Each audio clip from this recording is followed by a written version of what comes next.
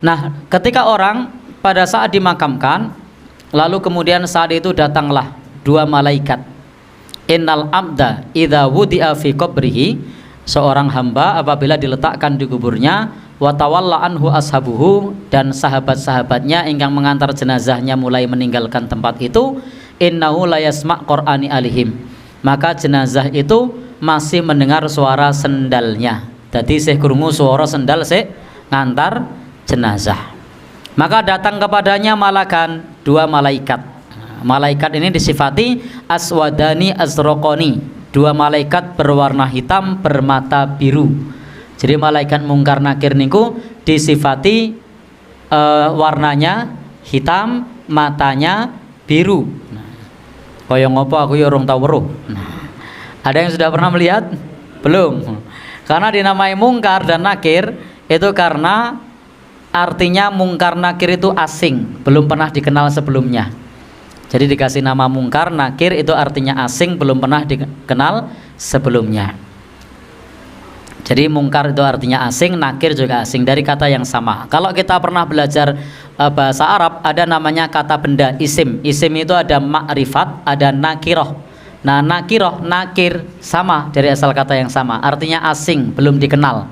Jadi malaikat itu belum dikenal sebelumnya, tiba-tiba datang. Gambarane rupane ireng, mripate biru. Wis bayangno dewi. Nah, rasa dibayang ini, bayangannya keliru mesti. Nah, ndak usah dibayangkan. Baik, Bapak Ibu yang berbahagia yang dirahmati Allah Subhanahu wa taala, itulah dua malaikat enggang bertanya wonten ing kubur. Kalau dia bisa menjawab, maka Allah Subhanahu wa taala akan memberikan kepadanya hadiah. Tadi sudah kita baca di depan. Apa itu?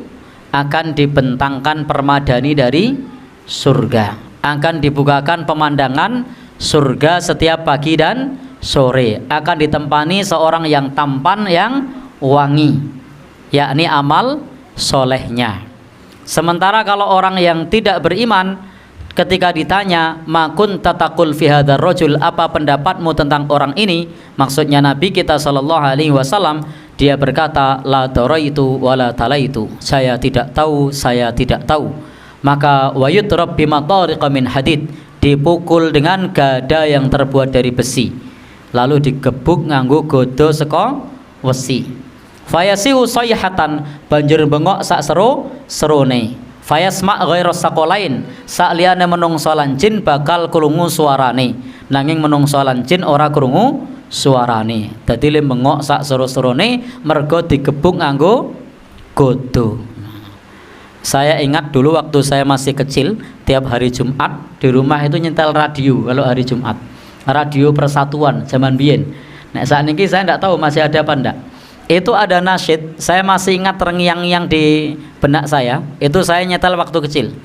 Sepohon kayu daunnya rimbun, terus bi, lebat bunganya serta buahnya, terus walaupun hidup 1000 tahun, kalau tak sembahyang apa gunanya. Nah, saya masih ingat itu. Tapi yang saya ingat bukan di sebagian ini, tapi bagian hidup di kubur yatim piatu, tinggallah seorang dipukul di palu sehari-hari. Nah, dulu waktu itu saya belum belajar hadis, belum belajar agama, tapi bayangannya wis ngeri loh.